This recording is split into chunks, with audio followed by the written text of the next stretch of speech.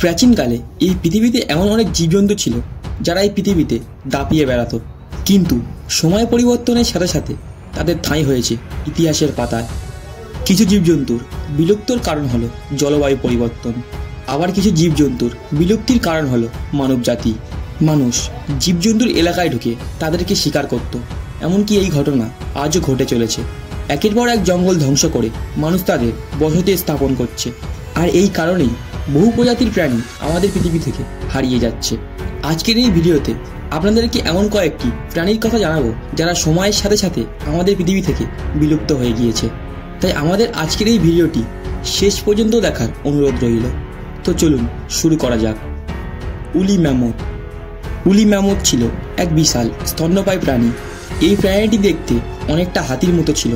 বলা হয় যে এদের পূর্বপুরুষ প্রায় 4 কোটি বছর আগে আফ্রিকার বাইরে চলে গিয়েছে এবং এরপর তারা উত্তর ইউরেশিয়া এবং উত্তর আমেরিকায় ছড়িয়ে যায়। এই প্রাণীটি 4 মিটারের থেকে বেশি লম্বা হতো, আর এদের ওজন ছিল 6 টন। এদের শরীর পশম দিয়ে ঢাকা থাকত, আর ঠিক হাতির মতোই এদের শরীরের দুপাশে দুটি বড় বড় দাঁত থাকতো। এই দাঁত 5 মিটারেরও বেশি লম্বা হতো। অনেক বৈজ্ঞানিকরা বলে থাকেন উলি ম্যামথ হয়তো মানব জাতির কাছে শিকার হয়েছিল, অথবা জলবায়ু পরিবর্তনের কারণে 10,000 বছর আগে পৃথিবী থেকে বিলুপ্ত হয়ে গিয়েছে। উলি ম্যামথের শেষ বংশধরেরা 1700 শতাব্দীর আশেপাশে আর্কটিক মহাসাগরের একটি দ্বীপ থেকে সব সময়ের জন্য এই পৃথিবী থেকে বিলুপ্ত হয়ে গিয়েছে। Steller sea cow.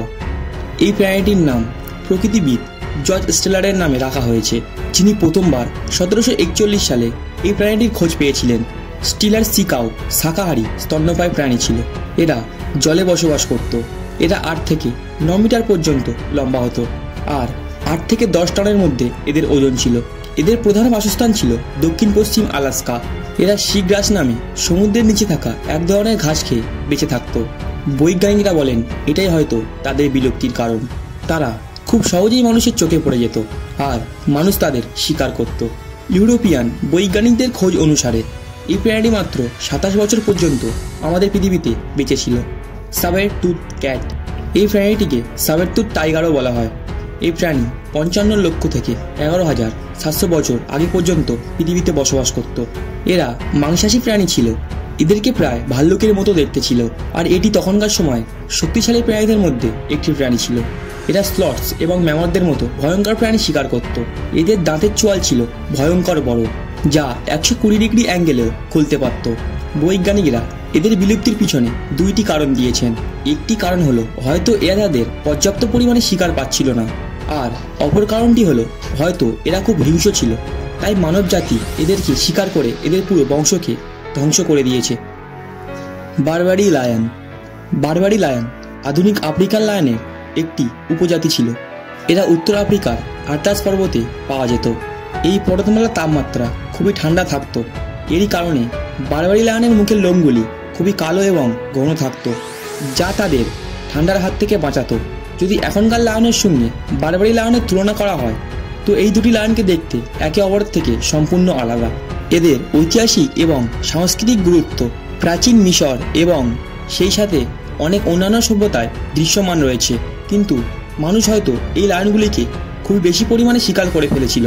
এমনকি কিছু মানুষ এদের মৃতদেহের বদলে তাদেরকে পুরস্কারও দিত, আর এরই কারণে বারবারি লায়ন 1940 সালে আমাদের পৃথিবী থেকে বিলুপ্ত হয়ে গিয়েছে। আর যেই ছবিটি আপনারা দেখছেন, এই ছবিটি হয়তো কেউ উড়ন্ত জাহাজ থেকে পাহাড়ের ওপর থেকে নিয়েছে, আর এই ছবিটিকেই বারবারি লায়নের শেষ ছবি বলে মনে করা হয়। ডোডো। ডোডো এক ধরনের পাখি ছিল যা মরিশিয়াসে পাওয়া যেত। এরা 1 মিটার পর্যন্ত লম্বা হতো, আর এদের ওজন 10 থেকে 18 কেজির মধ্যে হতো। এই পাখির উপস্থিতি নিয়ে ইতিহাসে অনেক মতভেদ রয়েছে। এদের ছবি বিভিন্ন বইতে দেখা যায়। এই প্রজাতির পাখিগুলি মাটিতে থাকা পোকামাকড় ও ফলমূল খেয়ে তাদের জীবনযাপন করত। সমুদ্রের নাবিকরা এই পাখির উল্লেখ 1594 সালে করেছিল। লাস্ট এই ডোডো পাখিটিকে 1662 সালে দেখা গিয়েছে। West African black rhinos. West African black rhinos প্রধানত আফ্রিকার দক্ষিণ এলাকাতে দেখা যায়। এরা 3 থেকে 4 মিটার পর্যন্ত লম্বা হতো, আর এদের ওজন 800 থেকে 1300 কিলো পর্যন্ত হতো। এদের শিং খুবই ছোট হতো, আর এরা প্রধানত ঘাস পাতা খেয়ে থাকতো। আর এদের বিলুপ্ত হওয়ার কারণ হলো এদের এই ধারালো ছোট শিং। এদের এই শিঙে নাকি বেশ কিছু ঔষধিক গুণ ছিল। 1930 সালে এই প্রজাতির প্রাণীদের রক্ষা করার চেষ্টা শুরু হয়, কিন্তু তবুও এই প্রজাতির প্রাণীদের রক্ষা করা সম্ভব হয়নি। এই প্রাণীটিকে শেষবার 2006 সালে ক্যামেরুনে দেখা গিয়েছিল এবং 2011 সালে এই প্রাণীটিকে বিলুপ্ত বলে ঘোষণা করা হয়। তো বন্ধুরা, আজকের এই ভিডিওটি এই পর্যন্ত। আপনাদের এই বিলুপ্ত প্রাণীগুলির মধ্যে কোন বিলুপ্ত প্রাণীটি সবথেকে ভয়ঙ্কর লেগেছে আমাদের কমেন্ট করে অবশ্যই জানাবেন। আর ভিডিওটি ভালো লাগলে লাইক করবেন এবং চ্যানেলটিকে সাবস্ক্রাইব করবেন। ধন্যবাদ।